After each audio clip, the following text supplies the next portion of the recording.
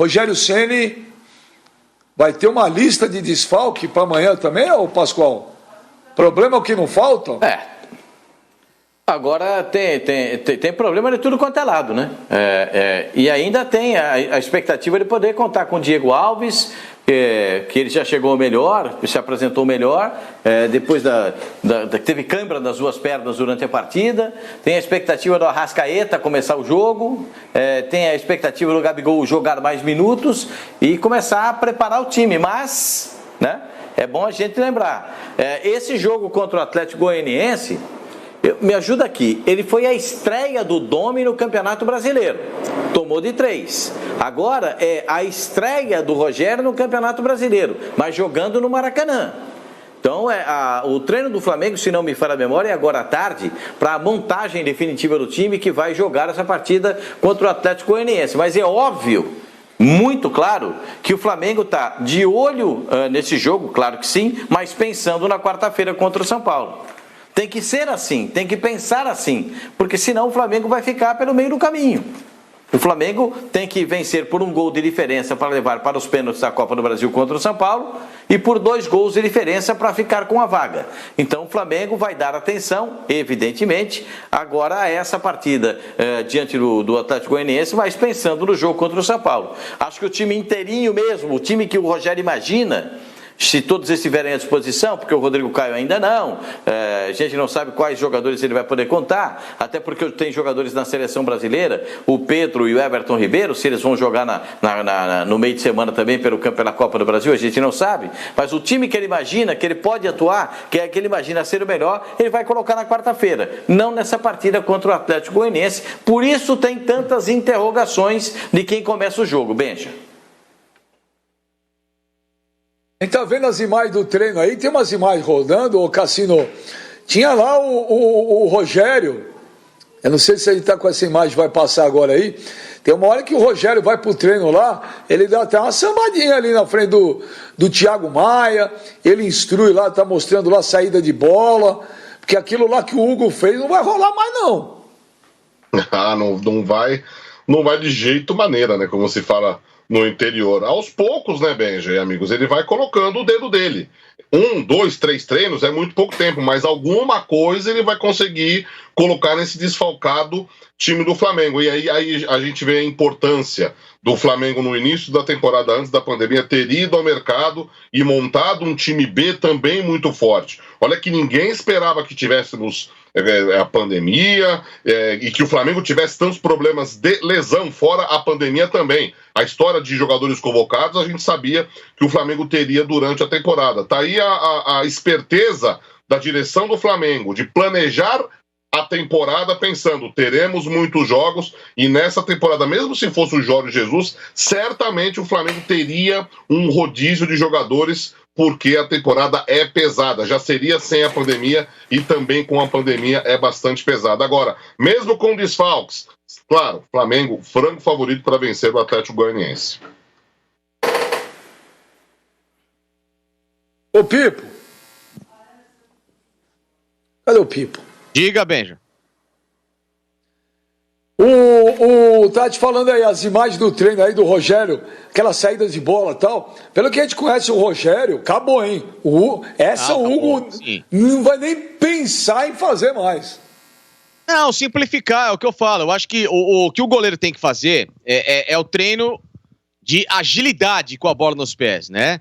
Ou seja, o que o Rogério fazia, você já ter a leitura, é o toque de primeira, é simplificar a jogada, apertou, bota pro escanteio. Claro, o goleiro, para mim, tem que trabalhar com os pés. Acho muito importante que o goleiro tenha esse tipo de recurso, que o goleiro possa até ampliar mais uma opção de saída de bola, seja no lançamento, seja no passe, quebrar uma linha com o movimento. Acho isso super importante. Acho que a modernidade do futebol permite isso e tem que ser assim. Mas o cara tem que treinar. E não pode ter uma autoconfiança numa zona de aperto. Se você está numa zona de aperto, não se coloque em risco, né? Que foi o erro do Hugo para mim. Ele se colocou em risco, tudo bem, que também eu coloco muito na conta da zaga do Flamengo, tudo mais, mas ao mesmo tempo ele se colocou numa zona de risco. Ele viu que a bola caiu na perna errada, tal, bota pra fora, chuta pro lado, mesmo que ele espane a bola e ainda gere um contra-ataque ao adversário, mas tire ela daquela zona da grande área, né? Ó o momento, ó, o Léo joga no pé errado dele, ele vai sair dali, ó, aí ele domina, então ali já tinha que ter simplificado. Já dominou ali com a perna, bico pra frente, acabou, já liberou, ó, não deu pra sair jogando, gente, desculpa, não tentar puxar pra dar o rolinho no Brenner, né? Como foi o erro dele, o erro foi absurdo e segue o jogo, vai virar como aprendizado. Mas é agilidade. Olha só como ele demorou. É o goleiro aprender a dominar com a perna errada. Eu acho que o mais importante de você trabalhar nesse fundamento, aliás, é muito importante em qualquer fundamento, você trabalhar mais a sua perna não dominante do que a perna dominante. O recurso do futebol hoje exige isso, cara. Veja, quantos caras que você vê hoje que batem com as duas pernas, cara? Que tem uma habilidade com a perna direita com a perna esquerda ou vice-versa. Acho isso, sabe, muito pouco trabalhado. E é isso, talvez, que tenha que ser mais estimulado, ainda mais goleiro, que já tem dificuldade de sair jogando, você colocar o cara numa zona de risco com a perna não dominante. Para que numa bola como essa ele consiga ter uma habilidade de fazer um bom domínio. Ó, ele teve que virar o corpo para dominar com o pé direito. Então, aí que foi o grande equívoco, né? O grande pecado. Talvez se ele tivesse a perna esquerda ali, já saia dominando, já devolvia a bola, inclusive, aqui embaixo, pro lateral do Flamengo, o René. O Arthur, conhece o rei Arthur? Arthur Antunes Coimbra? Deu uma entrevista esse aí ontem. Para tudo, hein, Benja? Para tudo. Mas o Galo, o Zico deu uma entrevista ontem ao GE, um podcast do GE, dá uma olhada aqui. O que disse o Zico? Vamos colocar a arte aí, ó, vamos lá. Eu faço uma diferença muito grande entre erro e irresponsabilidade. O erro pode ser o passe, chute, cabeceio e finalização, mas tentando fazer uma coisa normal. Uma irresponsabilidade é que em certos lugares do campo você não pode tentar fazer algo diferente, é a posição que você joga. Ó, o Zico falou a mesma coisa que eu falei ontem. E ó, você lembra de um jogo no Maracanã que o juiz marcou uma falta nele que não houve? Quanto ao Atlético Paranaense que ele chutou o atacante e não esbarrou nele e a bola sobrou para o cara sozinho. Quer dizer, ele já teve uma situação anterior e aquilo não foi falta. Tem mais, ô Murilo? Tem mais um trecho ou não? Que inclusive depois, viu, o Pascoal, o Flávio, o Imperador, Pipo e Cassino, o Galo ainda fala, erro, eu cometi na Copa do Mundo, quando eu perdi o pênalti, ele falou, e sou massacrado até hoje. Então foi o que eu falei ontem. Não foi um erro, foi uma irresponsabilidade. Então, o Galo pensa igual eu, Pascoal. Ô Benja, é claro que a nomenclatura, as pessoas escolhem qual seja a nomenclatura. Eu acho que ele entregou, que foi realmente um erro, um grande equívoco dele. Eu não achei que foi irresponsabilidade. Por que eu não achei que foi irresponsabilidade? Pela explicação do Facincani agora há pouco. Ele teve que dominar, teve que girar o corpo. Se a bola vem na perna legal dele, dá logo o bico na bola e tira. Né? A bola também veio meio que quadrada para ele. Então ali a nomenclatura cada um escolhe. Eu acho que ele entregou. Porque se ele estava em dificuldades, estava muito ruim para pegar, deixa a bola passar pela linha de fundo, vai bater o escanteio para o adversário, ele está abafado pela marcação, entendeu? Ele poderia ter feito isso. Mas depois saiu o gol de cabeça. Aí era uma outra situação, porque era um outro lance, uma outra coisa que seria vivida no jogo. Mas ele preferiu o lance e errou, ele se equivocou, entregou a paçoca. Você pode dizer que foi uma irresponsabilidade. Aí a nomenclatura, o nome, cada um vai escolher o seu. Só que eu acho que nesse caso do Hugo, ele inclusive, no meu modo de entender, naquele lance poderia ter quebrado, mas ele preferiu fazer aquele lance lá, teve que girar o corpo, enquadrar tudo na bola, não é ágil o suficiente para fazer isso, também grandão daquele jeito não teria condições de fazê-lo. Eu concordo com o Zico que ele ainda é massacrado por aquele pênalti que ele bateu, entrou e o Sócrates deu a bola na mão dele, vai lá e bate, Galo. Aí ele foi lá e bateu, e isso durante o jogo, porque nas cobranças de pênalti, ele fez. Tá aí o Cassino que vai lembrar desse lance. Durante o jogo ele perdeu. Mas depois, nas cobranças de pênaltis, ele fez para a seleção brasileira. Já estava aquecido, já estava no ritmo do jogo. Ele vinha de lesão, lembrando muito bem, naquela Copa do Mundo. Pode dizer. Flávio, é óbvio que o Hugo não vai mais fazer isso. Está na cara que ele não vai mais fazer, porque isso aí é um lance que o cara vai lembrar a vida inteira. Agora, se o Flamengo consegue... Benja, só uma coisinha.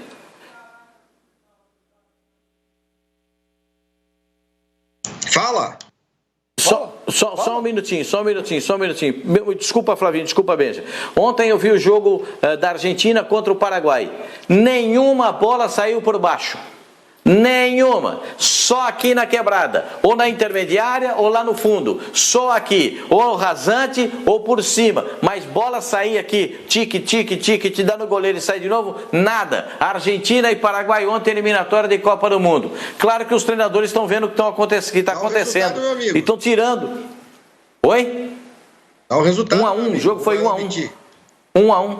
Tem 1-1. Foi um jogo 1-1 e com um gol invalidado.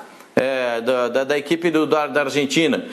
O Messi fez o gol e o árbitro brasileiro invalidou o gol. Agora a Argentina está numa bronca danada lá com o VAR, que invalidou o gol da seleção da Argentina. Mas tudo por... O pênalti do Paraguai não foi, hein? Impressionante aí, Cassino, como o Pascoal consegue desvirtuar o assunto. Não, porque a bola sempre saía por cima, nunca por baixo, só para citar esse fato. Caraca, nós estamos falando do Flamengo, o jogo foi ruim, Pascoal. O jogo foi ruim. O problema não é por onde a bola sai, o problema é como ela sai. O jogo foi horroroso ontem. Estamos falando do Flamengo. Cara, o Pascoal deu uma chaga, velho. Bem, faz sentido, ele contextualizou, falou que... Que faz sentido? Que faz sentido? Eu estou falando de um lance que o goleiro sai driblando. O que tem a ver o jogo do Paraguai? Tem a ver que no jogo da Argentina contra o Paraguai já se nota, depois de tantos erros que acontecem com esse tipo de jogada, já se nota alguma coisa. Verdade. Agora, a questão a curto prazo do que disse o Zico, vira uma discussão semântica. Eu não gosto usar a palavra irresponsabilidade em alguns casos, porque você imediatamente associa o agente do fato, do episódio, a um caráter irresponsável. E eu não consigo olhar para esse menino e falar assim, esse cara é um responsável. Não. Eu acho que ele cometeu um erro, excesso de confiança. Você explica o erro. Excesso de confiança, para a bola com o pé, não tem a mesma habilidade. Mas eu não acho que ele tenha feito isso por irresponsabilidade, porque quem faz as coisas por irresponsabilidade são as pessoas... teoricamente irresponsáveis. Eu acho meio pesado atribuir esse adjetivo a esse garoto de 21 anos. Por isso que eu prefiro o uso da palavra erro. Ele cometeu um erro. Claro que ele cometeu um erro. Isso aí é evidente. Ele mesmo falou, acabou o jogo, ele foi lá e falou. Então eu não gosto de usar esse termo, porque eu acho que você acaba associando a pessoa a uma característica que talvez ele não tenha. Né?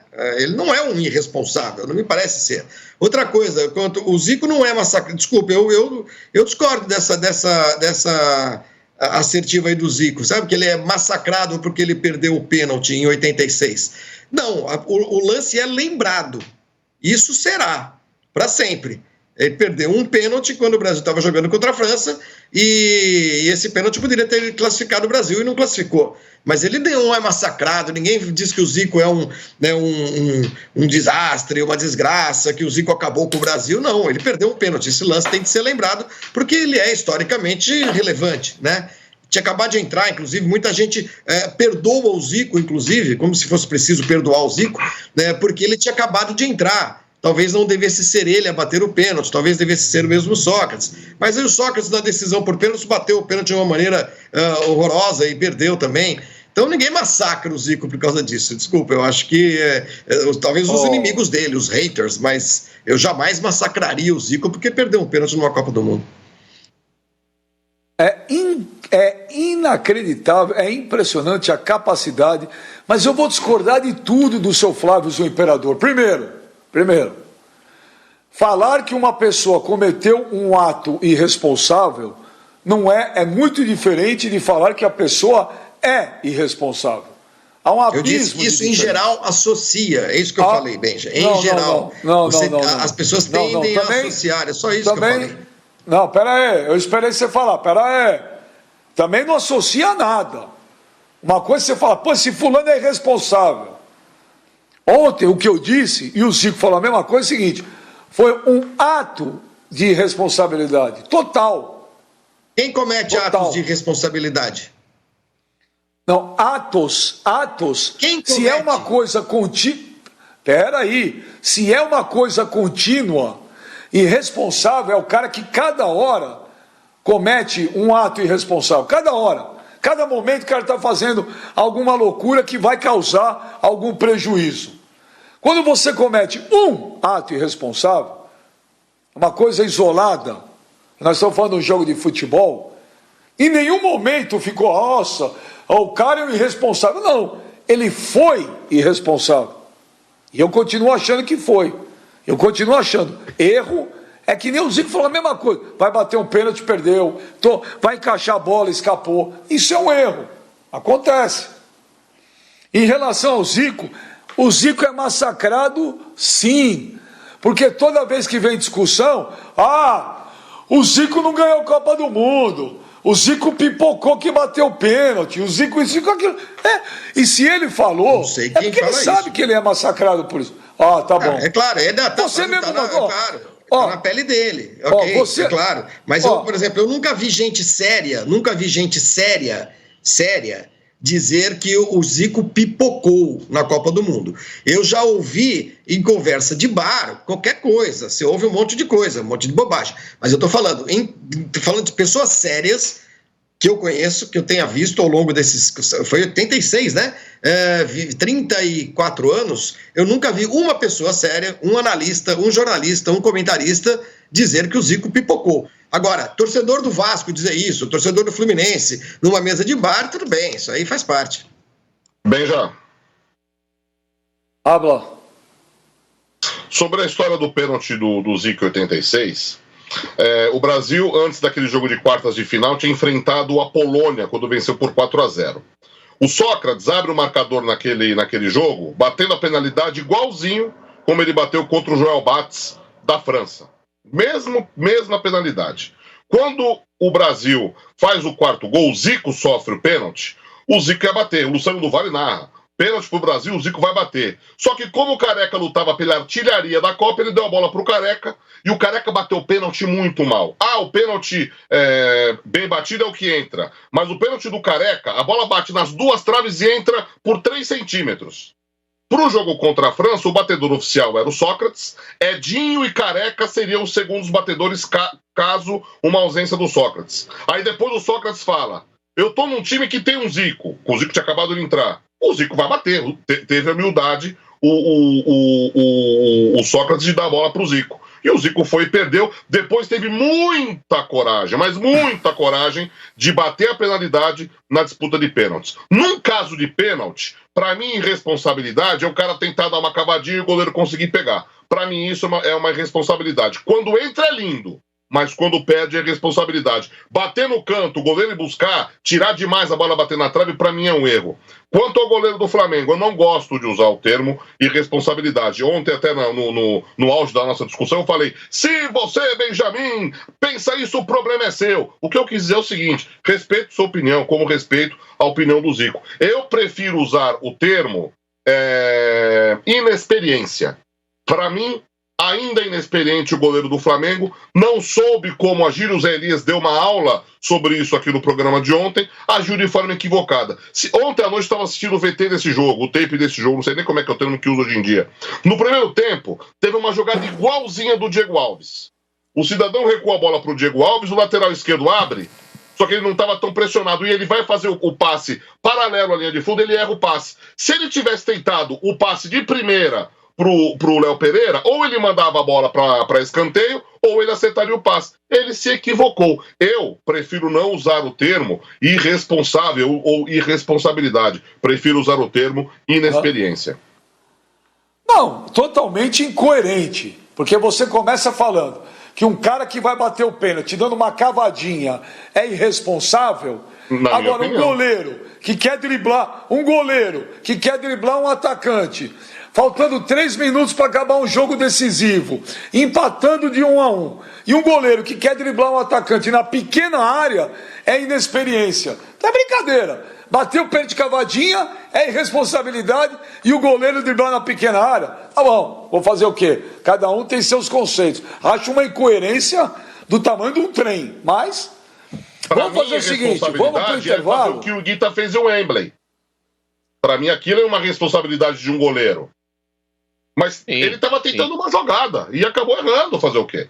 Por quê? Porque responsabilidade é jogador que fez o que fez o Ramires, é o cara vai pra balada, é o cara jogar bola na pandemia, isso é outra coisa. O cara no jogo ser expulso de uma forma cretina e imbecil, como muitos são. Isso pra mim é irresponsabilidade.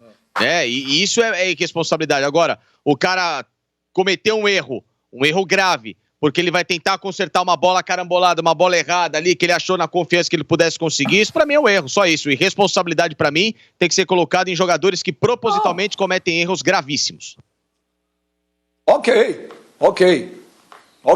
Então o goleiro driblar um atacante na pequena área é um erro normal, comum, e dane-se. Mas vamos aguardar. Vamos fazer o seguinte, nós vamos para o intervalo e a gente volta.